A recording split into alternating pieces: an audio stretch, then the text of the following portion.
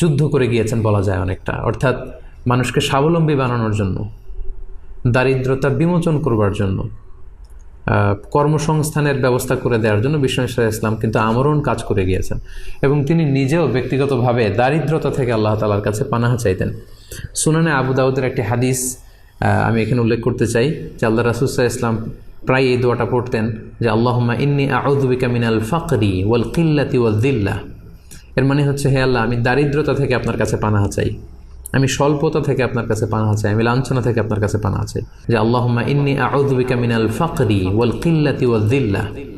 তার মানে দারিদ্রতা এটা চেয়ে নেওয়া যায় না আল্লাহর কাছে, বরং এটা থেকে পানাহ চাইতে হয়। এবং এটা থেকে কিভাবে আপনি দারিদ্র সীমা থেকে উপরে উঠে কিভাবে নিজের ভাগ্যের চাকাকে পরিবর্তন করবেন, কিভাবে আপনি স্বাবলম্বী হবেন, কর্মসংস্থানের ব্যবস্থা আপনি কিভাবে করবেন, সব সময় কিন্তু আল্লাহ রাসূল সাল্লাল্লাহু আলাইহি